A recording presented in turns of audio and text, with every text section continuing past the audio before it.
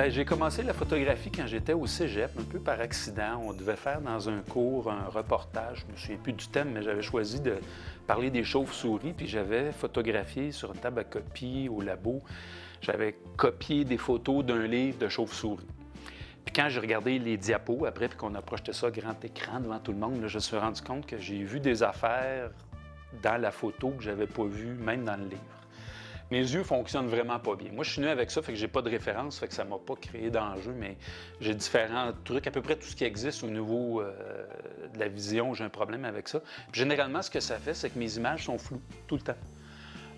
Ce qui fait que quand je regarde quelque chose, par exemple, quand je prends une photo de quelqu'un sur la rue, je vois pas si la personne me regarde ou si je sais qu'elle a la tête tournée vers moi, mais je vois pas si elle sourit, si elle sourit pas, si elle me regarde ou elle me regarde pas. Puis je vais découvrir au moment que j'allume la photo sur mon écran, ah, OK, fiou, elle me regardait pas, ou ben non, elle était pas contente, ou fait que là, c'est là où tu fais ta sélection. J'ai deux trucs principaux. Ça s'appelle le nystagmus, c'est les yeux qui vibrent tout le temps, tout le temps, tout le temps. C'est relié au système nerveux. Puis je suis astigmate. Ça, c'est un axe versus l'autre. Fait que si on met des lignes verticales, une feuille de papier, par exemple, quadrillée, les lignes verticales, je ne serais pas capable de les compter à moins de les toucher avec mon doigt, mais les lignes horizontales, je vais être capable. Puis en plus, je suis myope. Comme je suis passé pas mal plus que 40 ans, je suis devenu presbyte en plus. Cet œil-là, à cause du strabisme, mon cerveau il a dit à l'œil, arrête de voir. Fait que cet œil-là voit à 20 puis celui-là voit à 80 pour ne pas voir double. Ton cerveau, il s'adapte comme machine, comme ordinateur. Il dit, là, sinon, tu vas capoter, là, si tu vois double toute ta vie. Fait qu'il dit, toi, tu es déjà faible, baisse ton niveau, puis toute l'image, tout le computing, ça rentre par cet œil-là, surtout.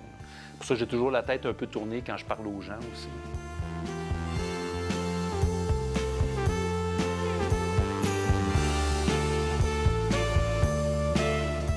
Au début, en photographie, la plupart des gens qui s'y mettent sérieusement vont « c'est quoi le truc, c'est quoi ton objectif, c'est quoi ton réglage, c'est quoi ton appareil ?» Puis à un moment donné, ça, c'est plus important. Puis en photographie, c'est un peu la même chose. Tu maîtrises ta technique, puis après ça, tu t'en vas dans le portrait, ou de la photo de rue, ou du paysage. Mais c'est la même quincaillerie au bout, là, puis c'est la même connaissance de base. Puis c'est un peu ça le lien là-dedans. Puis je dirais que moi, personnellement, le lien s'est fait à travers le dessin, puis l'image, comme je disais, je dessinais, puis la photographie, c'est aussi en 2D, puis en regardant mon 2D, je découvre mon 2D de la photo. Puis encore une fois, c'était un challenge dans ma tête, puis là, j'ai découvert la photo de rue. C'est drôle parce qu'à Venise, c'est de la rue, pas d'auto, mais c'est une ville qui est très, très photographic friendly, si on peut dire. Là. C'est très photogénique, mais les gens sont faciles à prendre. Fait que là, j'ai beaucoup aimé faire la photo de rue.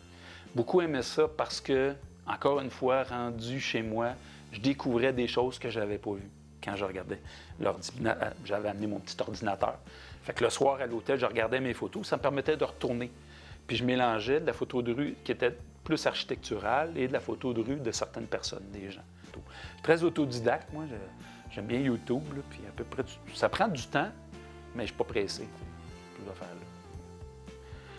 Quelqu'un qui a le handicap, il faut essayer. Puis encore une fois, peu importe. Il faut essayer, puis il faut se faire confiance. C'est un peu ça mon petit message philosophique.